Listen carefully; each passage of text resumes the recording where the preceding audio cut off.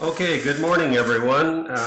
My name is Lawrence Howarth with the Richardson Chamber of Commerce and the Richardson Economic Development Partnership. I'd like to welcome you to our webinar today, Selling and Customer Service from a Distance During and Post COVID-19. With the recent pandemic, and it's hardly recent anymore, it's probably 3 months old,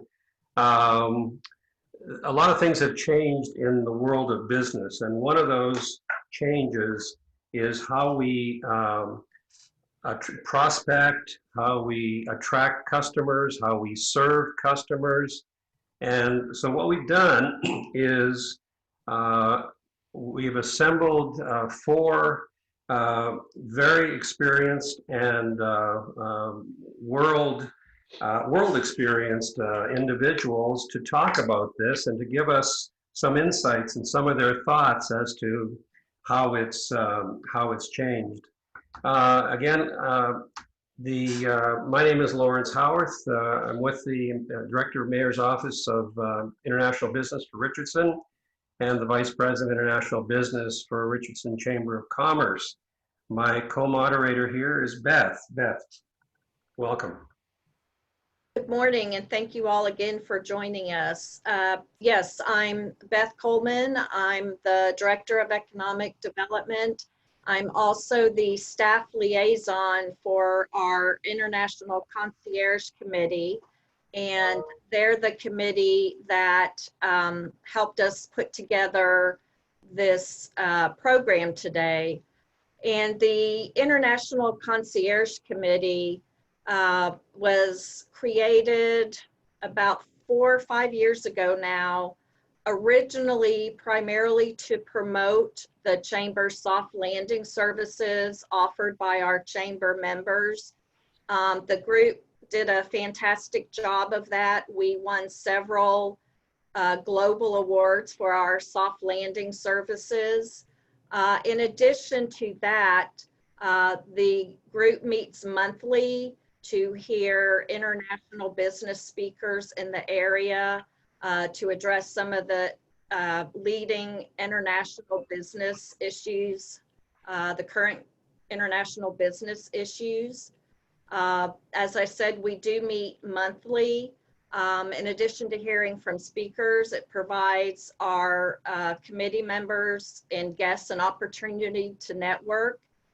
Recently, we've started partnering with many of the international chambers of commerce in the area and other international organizations. We've invited them to present to our group. They've provided some excellent programs, and we've built some great relationships with these international organizations. If you're interested in joining us, we'd love to talk to you. You can email Shannon at richardsonchamber.com for more information. Our lead sponsor for the International Concierge Committee is Seville CPA firm. They've been our sponsor for several years. They provide many accounting CPA services for a variety of industries. We appreciate their continued support and sponsorship, and we welcome the Seville guests who are joining us this morning. We have, as I said, 4 panelists. The first two, Alejandro Nieto and Don Clark. Alejandro is the president of Nieto Global Enterprises and a global partner with Simitri Group International. Alejandro will tell you a little bit more about he and his business in his presentation. Don Clark is the president of Summit Consulting, and same thing, he'll go over a little more details.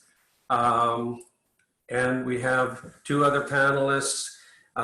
We have John Worthington and Samantha Soffici with IBT Online. So just to give you a little bit of an overview of our agenda, we're going to start with a presentation from Alejandro and Don Clark. We've organized the webinar in three sections. The first section for Alejandro is the outreach, selling to customers, serving customers from afar. Don Clark is going to tell you a little bit about the receiving end and organizing the companies around that concept. And then John and Samantha are going to give us an overview of the whole online part of this. And the webinar is a good example of how the world is going online even more than it was, especially because of the COVID issue.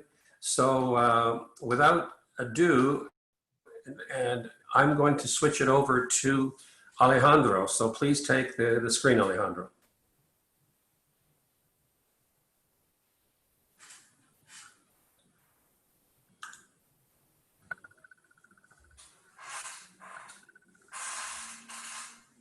Hello, can you hear me? You can. You have to speak up a little bit. Yes, yes.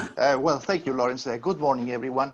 As Lawrence mentioned, I have had the privilege to manage and lead global sales teams in different regions of the world. And definitely my objective here is to share with you, I would say, my thoughts, my opinion about 4 quick topics around servicing customers and, of course, selling under this virtual environment. Can everybody see my screen, Lawrence? Yeah, we can see it. Okay, perfect. So some of the challenges, I think with this COVID-19 situation, I mean, everybody of us is being impacted. And what I can say is that it's not just, of course, the selling part of the customer services part, but mostly this is changing our lives. There are some analysts, some authors, some academics that even are mentioning that this is a change of era. This is a change of epoch that is definitely transforming the world. Basically around the notion that our time and our space will never be the same. And believe me, I used to spend probably 60% of my time on the road, on planes, traveling all the time. Now with the confinement, this has been a big change in my life, a big change in terms of what I used to do. And of course, this is also a change in terms of how I'm spending my time and the space that I'm having now for my work and for my personal life. So in terms of selling and service customers, there are several challenges. I briefly will highlight some of those. First of all, the fact that there is no face-to-face meetings right now, very difficult in some cases and for some cultures that are used to this type of interactions. Of course, limited travel, the social distancing part that of course is required now, and the new environments. I mean, for many people probably were not familiar to this type of virtual meetings, remote WebEx sessions, and of course this is new. Just the fact of kind of being sharing screens, being kind of be ready to mute, unmute, etc. Avoid background noises is something that we are getting us used to do. Communication skills, definitely we need to be developing additional communication skills, not only speaking, but using some of the visuals that we can have available. And definitely we need to be very, very, I would say, accurate and strong in terms of building impactful messaging. And we're going to talk about that. Some technical skills are also required because I'm sure that everybody of us have experienced sessions where there are technical problems and not everybody can probably be connected as we expected. And when you are managing sales teams, probably the fact that you are challenged to get the same or more accountability from your teams without the direct contact or face-to-face contact that you used to have is very challenging. Now, the difficulties that we encounter in terms of the sales processes, I would say that the main challenge here is, in my opinion, connecting with the audience, know your audience. and therefore being able to articulate the right sales messages. Connecting with the audience is the main challenge. So how can we do that? And this is something that we do a lot of in the training seminars that we run globally for Simitri Group. Simitri Group is a Singapore-based training and coaching organization servicing multinational companies, by the way. So the first part is, of course, here is us, ourselves. So this is, in many cases, how we focus all the reality. And I'm sure that many of you have seen all these PowerPoints at the beginning, showing all the credentials of the company. We are here, we are headquartered there, we have all this international presence, we have this customer base, etc. But we never think about if this is completely relevant to the customer. So it's the you, but what you have to face and what you have to address is the audience. And by that, I do not mean to know the names and the titles of the persons who are attending a sales session, but you really need to know the audience world, and I'm going to talk about that. But you need to be aware of something else. You are not alone. You have competition. And of course, the competition is going to address the audience world as well. The fact is that you really need to focus and try to identify what is the main connection of the exclusive area where you, your company, your services have a good understanding of your audience. That is what is going to be, let's say, the foundation of your value proposition and where your main differentiation is going to be. So therefore, what do you need to do in order to connect with the audience? You definitely need to do your homework. You need to know what the issues, what the needs, what the challenges, what the concerns, but also what the opportunities are for this company, for this audience, for this group of people that you are addressing. And on the other hand, you need to be able to know their world. You need to be able to know their ecosystem. You need to know who their clients are, who their competition is, their vendors, their suppliers, stakeholders, shareholders, staff, all these different components of the ecosystem. The more knowledgeable, the more savvy you are about the world of the audience you are addressing, that is going to be the best way of having a good connection with the audience. The audience is going to realize that you did the homework. So, and how can you then deliver your messages? Very, very important. First of all, you need to create relevant content for that audience. And that relevant content is going to come from the knowledge that you have from your audience's world. You need to use visual language. Of course, PowerPoints are a great help, but you need also to be able to share stories. Storytelling is a fantastic way of connecting with the audience. For some reason, our brain is wired in such a way that we remember stories. So always using stories is a great way of connecting, as well as analogies. We need not only to present, but being able to ask questions that are relevant to the world of that audience. You need to use a lot of the technique that is you phrasing, which is that you are definitely placing or positioning a messaging in terms of your audience, right? Always referring to them and not exactly to you, because I think what is relevant to them is what is going to impact of the messages that you are delivering. You need to have a strong objective, which in some cases, and mainly for some sales teams, is really not definitely fully addressed.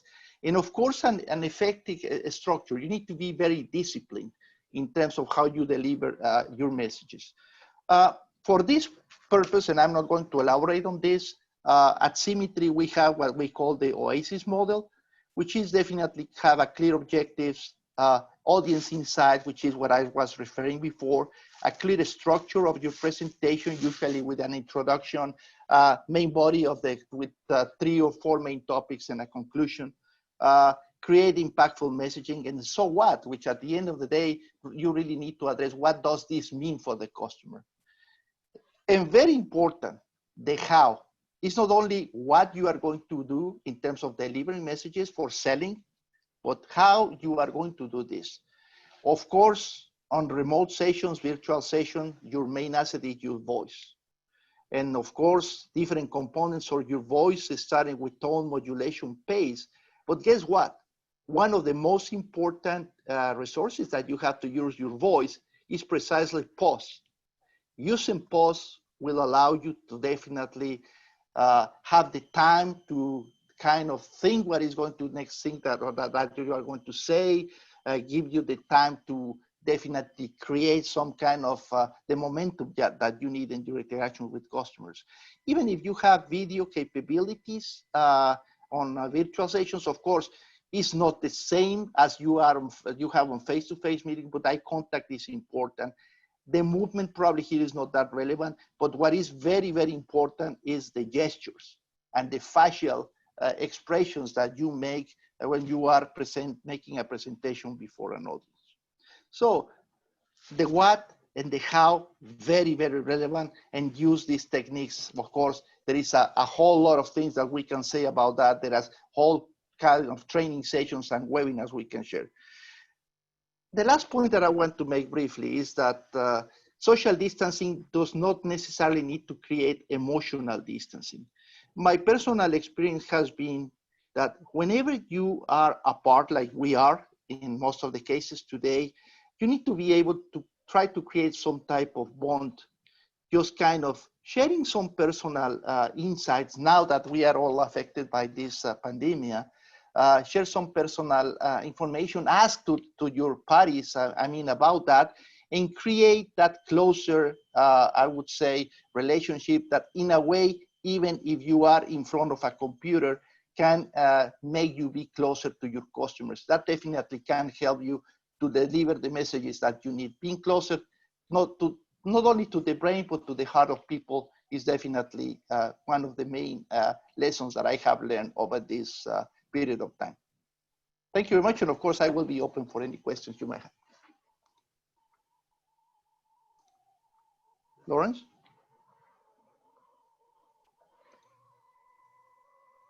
Hello? Lawrence, can you hear me? Alejandro, this is Don. I can hear you. Can you hear me? Yes, we can hear. Yeah, Okay. we'll do some questions at the end. Yeah. Okay. Okay, Don. Great. Lawrence, are you seeing my slides? I am. Wonderful. Let me shift into presentation mode here. So working with Lawrence and Beth, we put together 4 questions that, based on my experiences, I'm going to try to share some lessons learned and provide some information that may be helpful to the audience. So the first question that I was asked to talk a little bit about is, actually before I jump into this, Lawrence had asked for a quick overview of my bio or my background. So just quickly, I would share that I've got a very diverse background with over 30 years leading sales, operation, and in general management with companies from startup organizations to mid-sized companies to businesses over $1 billion. Most recently, I led the transition or transformation of the North American services business for Legrand. Legrand is a multinational company based out of Le Mans, France. And I'm going to share a lot of the experiences over the last 4 to 5 years, and particularly over the last 3 to 4 months that I had with Legrand in that role. And then finally, I've transitioned from Legrand to where I'm now president of Summit Consulting.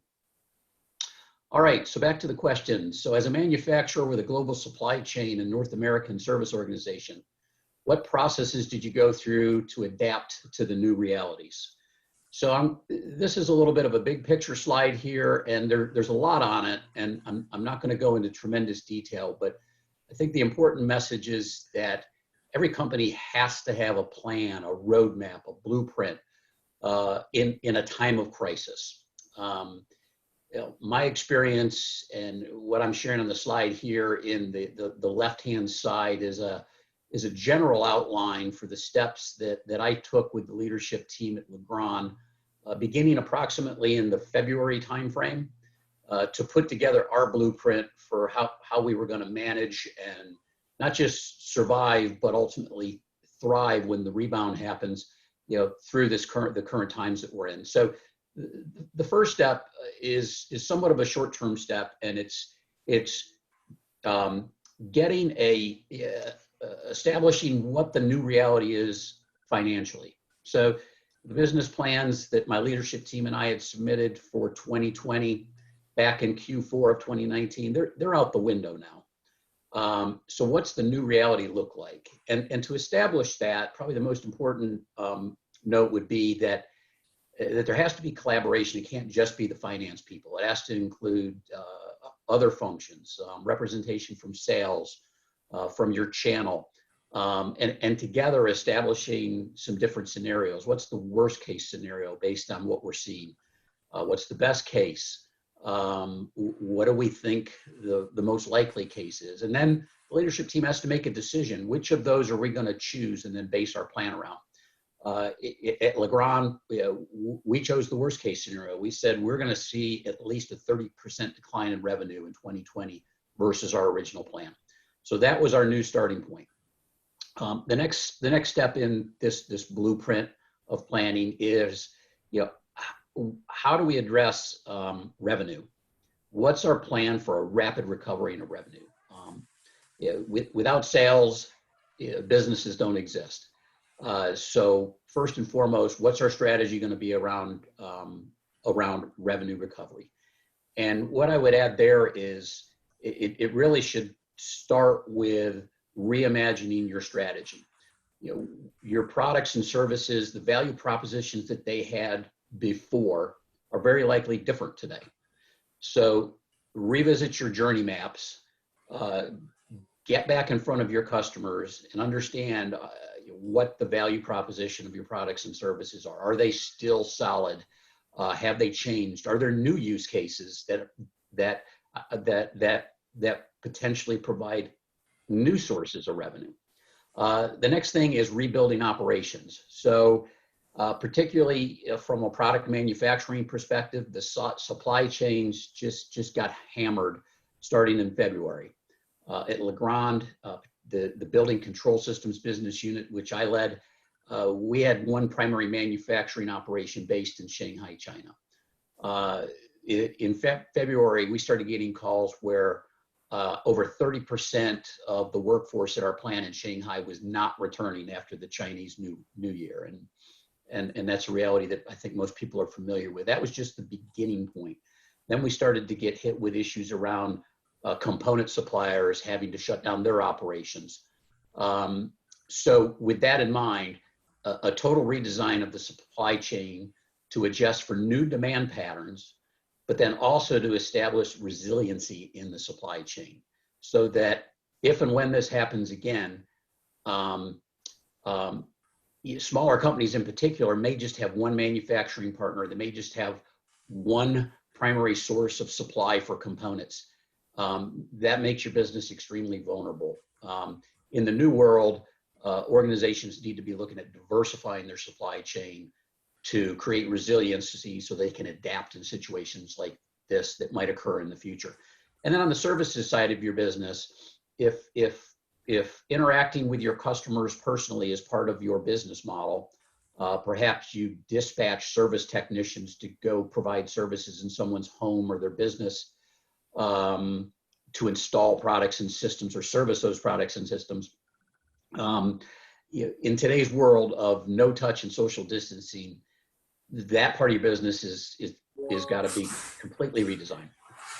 Moving into rethinking the organization, this is kind of about people. As you reimagine your strategy, there's got to be a component around organizational health. The strength of your organization is largely going to be based on your people and the talent in your organization. So, a couple of things. How do you make sure that you're retaining talent, you're recruiting talent in terms of people? How do you create an organizational structure that's streamlined so that decisions can be made quickly. And probably the most important thing is in this part of the planning is you got to over communicate with people, particularly in these times where we're all working remotely. The final bullet here in planning is around accelerating digital adoption. So I think everybody's seen that companies have had plans to automate and to improve their efficiency and productivity with technology for a long time, but those plans have been significantly increased in the environment that we find ourselves in today. So this is, again, it's a lot on the slide, but it's a big picture overview of creating a roadmap to be successful in these times. So moving on to the remaining questions, getting into some more detail around customer service and around supply chain, and in particular on this slide, what is it like from a buyer's perspective? So Alejandro talked about selling in today's environment. I'm going to present kind of from the opposite side. So from a buyer's perspective, again, using my Legrand experiences, what I have up on the slide right now, this graphic, this is everything that goes into a procurement person's day-to-day job. It's not just about procuring the components that then go to the manufacturing plant that are assembled into the product, but it's also the supply chain, it's logistics, it's around distribution and warehousing, getting materials from your manufacturing plant, in our case in Shanghai, back to a primary distribution center in Moreno Valley, California. All of a sudden, getting materials out of China to the US with the tariffs layered on top of that, significant challenges. So it's more than just a buying transaction. How are we doing it today? My buyers they're on virtual meetings, and that's the new reality in a lot of cases. Travel has been banned by a lot of companies, if not banned, significantly curtailed. So that's how we're conducting business today. So what are the challenges from a procurement perspective? Well, the supply chain it has to be significantly redesigned in a lot of companies' cases, like I spoke about a minute ago. So with that in mind, procurement has become much more strategic in today's world. So that function in an organization is looking for solutions. They're not looking to just conduct a transaction. So back to some of what Alejandro was talking about, they're going to connect best with sellers that know their business, have done their homework, that are proposing, based on their understanding, solutions that will help that procurement director and department move quickly to address new strategies. So, new strategies around supply chain, what was important 3 or 4 months ago, may be less important today, and it may be something different. So the sellers that procurement people are going to connect with are going to be the ones that bring solution and know their business. It's not just a transaction today. Some of the challenges are, my buyers were getting a lot more requests for meetings.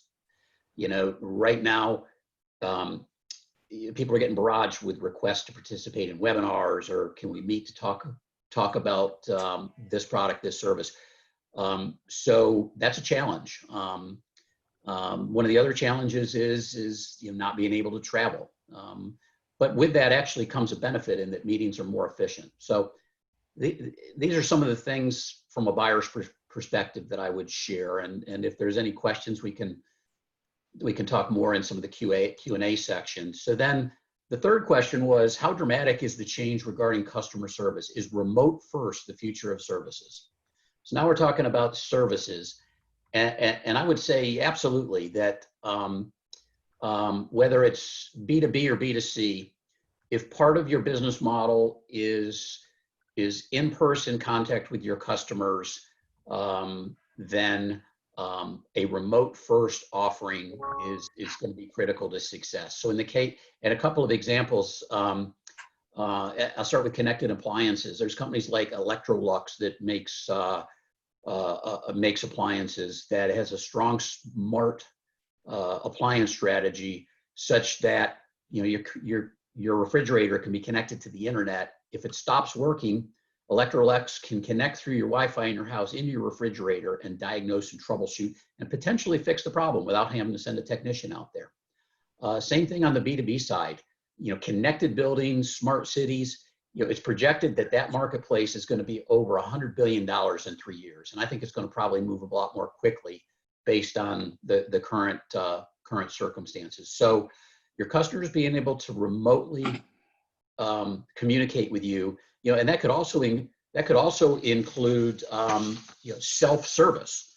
So I think customers are looking to, if there's something not working quite right in their building, in their home, in their company, they're more proactive about looking to try to find the solution themselves before picking up the phone and calling the company.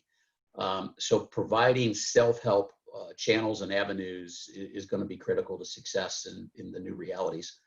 My final slide is what new and improved skill sets are required in this supply chain of the future. I kind of broke it down. So to me, the supply chain is not just manufacturing. It's not just component supply. It starts with your new product development, and then it includes what I mentioned, but then it ends with delivering those products to customers. So the new skill sets in the future, to me, in terms of a product or service, new product development processes that include a design for service is going to be critical. Design thinking, that's a methodology developed by the business school at Stanford University. It's widely adopted by a lot of companies, but it basically says, get out there and listen emphatically to your customers and understand what's of value to them, what their challenges are as part of your NPD process. And then finally, I would say that selling your products as a service, I believe is going to be a significant opportunity in the future. I think that's a trend that is going to accelerate exponentially. So something to think about. From a sales perspective, you're selling, people and companies are buying a lot more online today. I think Samantha and John are going to talk about that some more right after me. Remote selling skills, Alejandro talked about that. Prioritizing your revenue sources is going to be very important going forward, more important than in the past. In terms of the products and services, focuses on employee and customer health is going to be, companies are going to have to show that that's an important part of their business model going forward to earn the trust of customers. Technology enabling remote first capabilities I talked about on the past slide, including self-help. And then in general, I would just finally add that org structures that enable quick decisions are going to be key. And those are generally flatter org structures with focused teams, talent acquisition and retention strategies, and then enhanced training capabilities. I think this is going to be huge. It is huge now and going into the future for your company to thrive. How do you reskill your employees to thrive in the new realities that we're in? So that's what I've got for today. Thank you, and I believe I'll turn it over to Lawrence to John. Okay, thank you very much, Don. Great. Over to you, John and Samantha. Thank you very much. Thank you, Lawrence. Thank you, Beth, for inviting us. Thank you for Alejandro. I was very interesting to learn. And Don, absolutely worth sort of going to take up on that adopting digital and online sales. So hopefully I'm sharing my screen. Hopefully you can see the... You bet. Great. Okay, so we're going to dive straight into this. And we're going to dive into the piece which is business development. It's websites. We, IVT Online, are a company dedicated to online. We spend our time, but before I dive into that, I'll just say a word. My name is John Worthington. I'm CEO at IVT Online. And waving to you, that's me. Waving as well might be Samantha, who's going to jump into this. And hopefully we're going to have a seamless transition and show technology. But a word about IVT Online. As it says, our objective is to help companies go global, and we want our clients, and we work hard with our clients to help them grow their exports, help them grow their sales, get that brand word out there, that business, and we do that online and we do that globally. We've been around the block on this, 2002, you know, a few of us remember way back when, 2002. So 18 years ago, the world was a very different place. And IBT Online, we were helping our clients. IB, it stands for International Business. T is the technology. So we've been helping companies use today's, use online technologies, and never more so important than today. But the world has changed so fast. I mean, I look back at the programs we were running when we got started compared to today, and things like Facebook didn't even exist then. And so, you know, the whole world has changed in terms of what we can do online. Roll on a few years, IBT Online, we work with over 450 companies delivering 1,500 online global programs. And so what are those? Those are websites in different languages and in different countries. And so our clients are asking us to help them do business online in China or Germany or India, all of the world's top markets. So jumping to today's agenda, I'm going to talk a little bit about why do exporters and, you know, why do businesses need localized websites? Well, websites, you know, the first thing a business does is build a website. Well, when you're going into a new market, the first thing you should do is build a website for that market. I'm going to talk a little bit about online business development tools, and I'm going to hand over to Samantha, who's going to give you a real roadmap as to how to use this today. So just a word, and this comes back down to what has already been said, how the world has changed. Everything is global, everything is globally impacted and global solutions. Things are so connected today. The examples are given. A French company, Legrand, based over in Le Mans, working over here in the United States with a supply chain, of course, over in China. The whole thing is connected, and the impact and the knock-on effect of all of this. And so all of the world is changing, and we need to be aware of that interconnection and online. So just talk about online for a second. Here are some numbers which I hope if you can take them away just as takeaways today, please just think about, you know, what was that guy from IBT Online banging on about? I've got one message to say is think of the world is online. And therefore, it has the enormous capacity for you to engage in that online world. We're today about 7.75 billion people, mobile users about 5 billion, internet users about 4.5 billion. Well, today you can connect with those people. If we scroll back 10 years, let alone 20 years, these people were offline, you couldn't get to them at all. It was a very different world. Now, if you are into social media, we're at 3.8 billion. That is a game changer. That says today I can use social media to engage with people and do as Alejandro said, you can have your sales storytelling out there and leverage social media. So it's an online world, and today it is so changed and so advantageous for businesses who can get out there and leverage it. One thing I wanted to just say is, look, and it's up there, it's growing. Whatever those numbers are, total world population, but mobile users or internet users, if you think that internet users went up in January 2020 to versus January 29 by 298 million, that's the entire size of the world of the United States population in 1 year coming online. And that's only going to go one way, 7% in a single year and 9% growth in active social media use.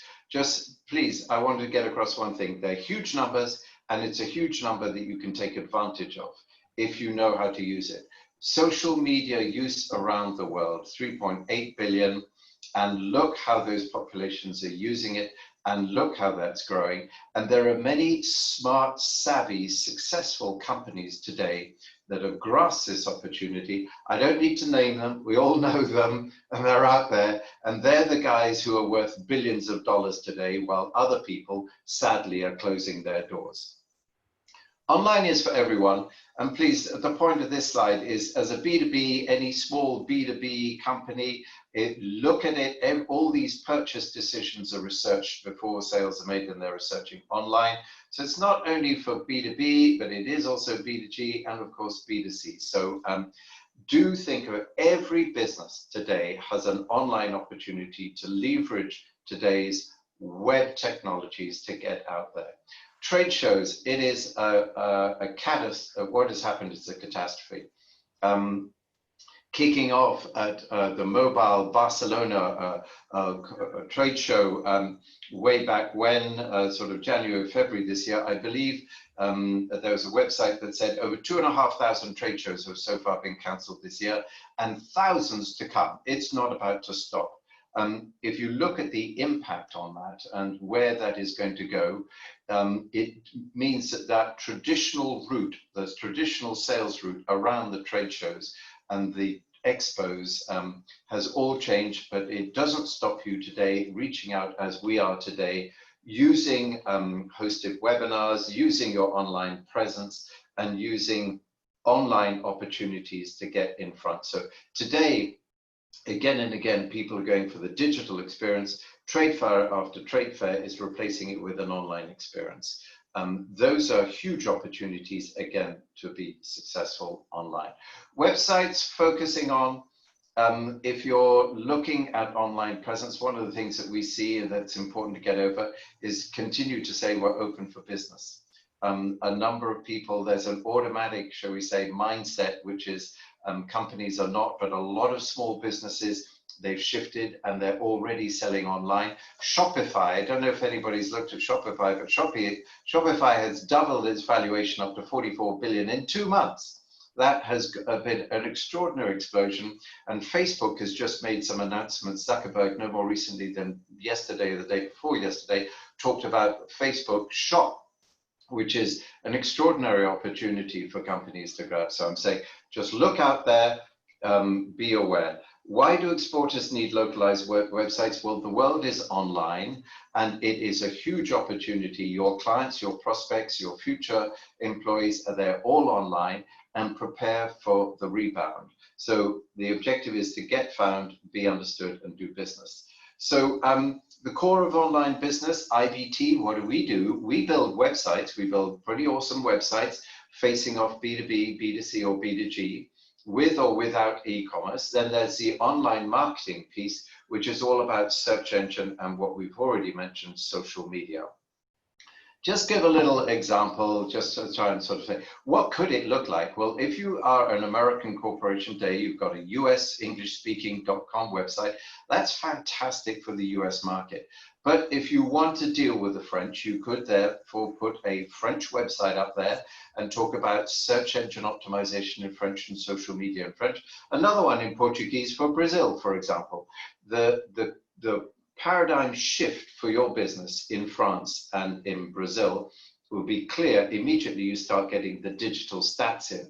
You know, you've got all of Google Analytics and Moz Analytics, and as soon as you start getting traffic and engagement and sales, a sort of eureka moment happens and you can start developing. The world has changed. Once upon a time, the world, as Alejandro was saying, used to be sort of, you as a company was in the center, commanding communications. Now the company is off to the edge, and guess what? Communications are all being shared around you. Google, think of Google as multiple Googles. Google is not one Google. Google is in fact 192 of them, because Google is smart, intelligent, and everywhere, apart from, shall we say, 1 or 2 markets like China, where it is entirely adapted for that market. And it's at this point in time, I'm going to hand over to Samantha, who's going to talk about squeakless dog toys, which are very important today, because if you've got dogs, and Samantha has Zoe, which is, we all love Zoe, when Zoe gets a squeakless toy going, we all know about it. Samantha, over to you.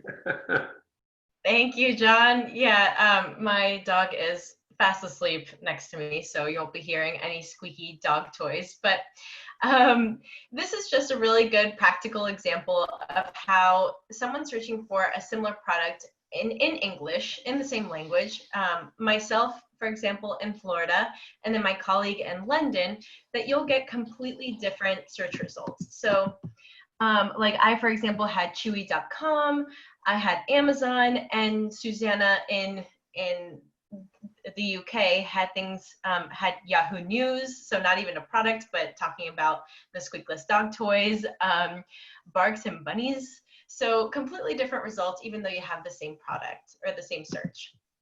And this goes all the way down to a keyword research. So for your products, you have to make sure that you're using the correct keyword for that specific market. So for this example, car in Spanish can be said in multiple different ways. For example, in Mexico, they're more likely to use auto, and then in Spain, they're most likely to use coche. So within the same language, you have to make sure that you're using the proper keywords for those specific countries, because if somebody was using auto and they're trying to reach the Spanish market in Spain, they would only get 9% of the results. And that's not helpful for lead generation. So make sure to do your keyword research. So as John was mentioning, step one is a localized website. A localized website has a lot of components. It's not just purely a translation. So if you're targeting Mexico, for example, you want to make sure that your Mexico website is a .mx rather than a .com. It's in Mexican Spanish. It's hosted within Mexico, and so many other localization components that you see there on the list. The key to remember is, oh, sorry, John, that this will help your company be found locally and understood locally. So the key is to remember that it has to be customer-centric so that you can build trust with your potential customers. And to do this, you have to know who your buyer persona is. So, but what is a buyer persona? As HubSpot defines it, a buyer persona is a semi-fictional representation of your ideal customer based on market research and real data about your existing customers. So the point about defining your buyer persona is that it allows you to make sure that you're always reaching out to the right audience, so the right person at the right time with the right message. So it saves your company a lot of time and resources. And this is especially true for your international buyer persona. Your domestic buyer persona is definitely going to be different from your international buyer persona, just because they might purchase things differently from you. They might speak a different language. They might have different buyer habits. So especially in the times that we're in today, international buyer personas are going to be different. And on this slide, there's a few questions that you should ask yourself, like, are there multiple buyer personas for my export markets? How do they typically find me? What do they care about right now? How do they interact with me? So in this example, we use L'Oreal because they're frequently cited for how absolutely spot on they are with their international online marketing. And if you look at this picture and the text, it is L'Oreal assuring US stylists that they're committed to support them while we are socially distancing ourselves. L'Oreal knows that their buyer persona in the US, they are stylists that are most likely small business owners, or they work for a small business. And right now, the majority of stylists are closed. Now they're starting to open up, but at this point, they were closed. And L'Oreal, their messaging supports what they understand is the #1 priority for the US, which is supporting small and medium-sized enterprises. However, if you look at the next picture in L'Oreal Australia, the message is totally different. There's no mention of COVID-19, there's no mention of coronavirus, no mention of stylists. Instead, there's a focus on climate. And this is probably because of the horrible fires that they suffered earlier on this year. So that is what's important to them, and that is the buyer persona that L'Oreal is trying to talk to. And then in the last example, you see L'Oreal Brazil is demonstrating to their Brazilian consumer that they're doing their part to help the people of Brazil by producing hand sanitizer, which is something that they don't typically produce. So each buyer persona is clearly different, and L'Oreal's messaging is respectful of that. And now I wanted to show you this because I think it's a great example of how different buyer personas interact with social media campaigns and just social media in general. In this example, we're looking at Facebook and a very similar campaign in Indonesia versus Germany. So for this campaign, we were promoting the same product using very similar imagery and messaging, although of course everything was specific to Indonesia and Germany, so everything was localized. So if we look at the results for this specific post, for Germany, there was over 1,200 engagements, and we were honestly super proud of that because Germans don't typically interact very much with social media. But then you look at Indonesia, and Indonesia had over 20,000 engagements, which is insane. And it wasn't just likes, but they were loves, comments, and even shares. So if we stopped our analysis at this point with just these numbers, we could infer that the campaign in Indonesia was much more successful than the one in Germany. But that's not actually the case. So if we look at the next slide, if we take a look at the full buyer's journey, this is how we get a fuller picture.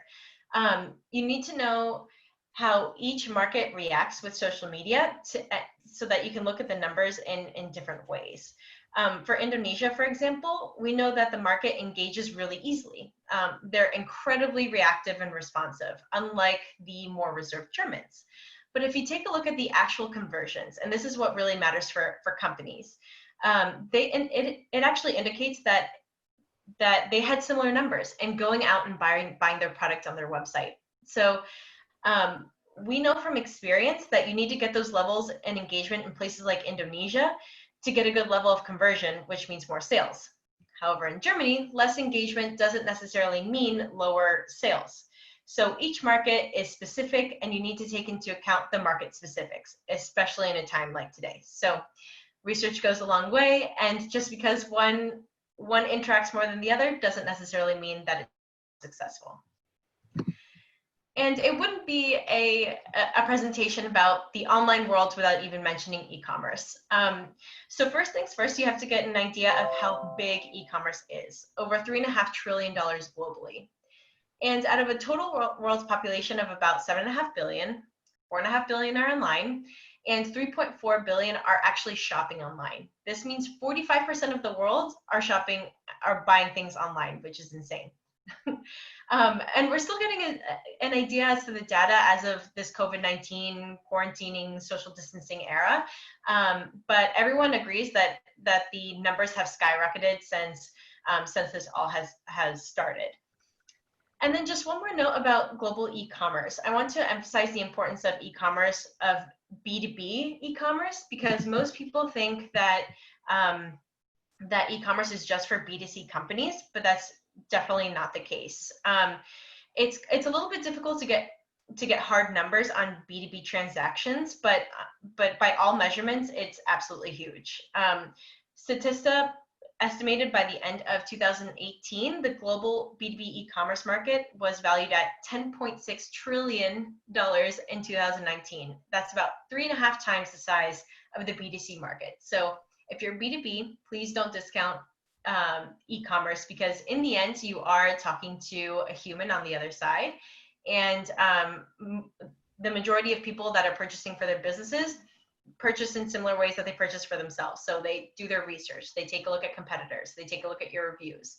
So having a really great online presence and e-commerce is absolutely key.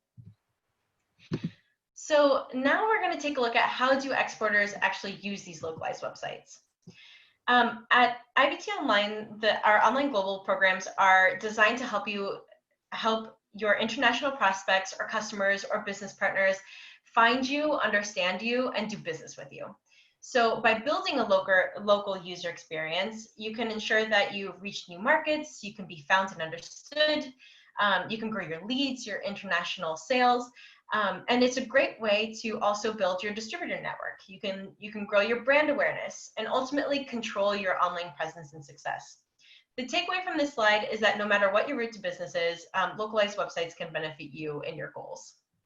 So the next few slides are a few case studies, and I know we're short on time, so I'll be quick. This company is a North Carolina company that has recently signed on with us, even though we're in the middle of this COVID-19 era. And they are typically a business that does a lot of face-to-face sales. But they absolutely found the value of having a localized online presence, redoing their US presence in order to be ahead of the curve in this time. So that is ASI. Now going into Bullman. This is a great example of how a company used localized websites to fix some long-term challenges to grow their business. So Bullman Products is a world leader in a sector that doesn't really have much brand recognition. They've been around for 150 years, and no one really knew who they were. And they also had a problem that they just didn't have enough distributors. They had they had a few, but not as many as they would like. And their last problem is that they didn't have any visibility as to who their end clients were. Their international orders went straight to their distributors, and that's it. They had no idea who was purchasing from them. So one of the ways that they use localized websites has been to reach out and identify distributors. And actually, not only did they identify distributors, but distributors actually found the Bowman localized websites as a real enticement, a real positive and advantage to sign up with Bowman. So the advantage was twofold in terms of their distributors. And when Bowman used, one more note, then Bowman used localized websites to promote their brand, reaching out through social media and getting that brand recognition in online marketing. So they had access to their end clients, which was key for them. The next example is ASG, and they have 7 localized websites now, but we started off with Mexico and China because they had great sales reps in China, but they weren't really selling that much because they didn't understand the technical aspects of the product. So by giving them the localized online presence, they were able to use that as a sales tool to really communicate with the airlines and be able to make some sales. Their ROI was really, really quick. They actually got a $500,000 deal with an airline in China because of the website. So we were really proud of them. And then the last one is AMSOIL. So this is another company that sells via distributors, but they also do some B2C. And for them, their objective was to generate leads that they can push to their distributors. In that sense, the main goal is to increase brand awareness and to encourage prospects to get in touch with their local distributors. So each one of these country-specific websites is a small website, but it's tightly localized and then marketed in each market with relative content or relevant content, sorry.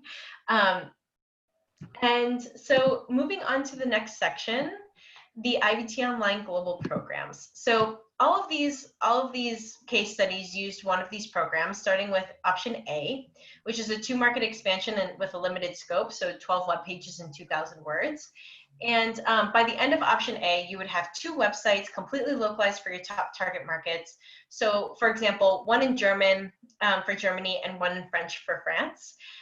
These websites would be based off of your US website. But we would go through the whole localization process that we reviewed today. So, proper domain names, local hosting, SEO keyword research, just so that you would be able to be found and understood in those markets. And depending on where you're located, there are grants available through your economic development agency in your state. And then option B is anything above and beyond the scope of work of option A. So for example, maybe you want only one localized website, but a huge scope of work, or maybe you want e-commerce or website redesign.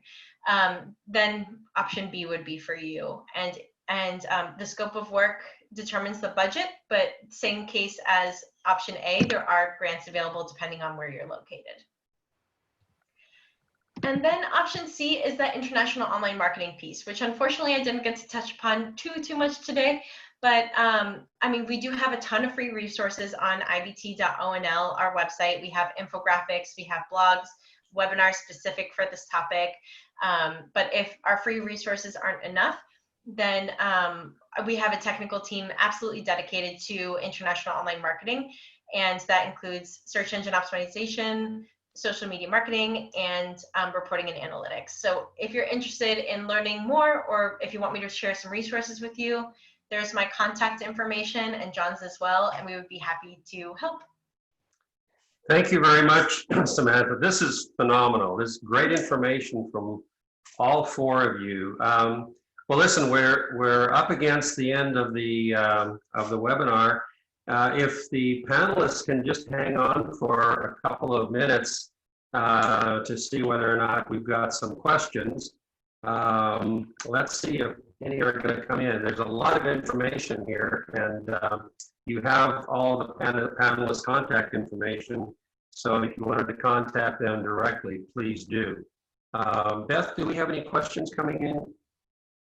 I don't see any in the chat. If you have a question, if you want to put it in the chat. or you can just raise your hand. I think it's, that means you guys have done a great job. All right, well, I think it's, oh, there we go. I think we're all set. Again, Alejandro, Don, Samantha, and John, thank you very much for this information. This has been fantastic. I'd like to spend a couple of hours just listening more. Oh, we have something coming in chat here. What do we got?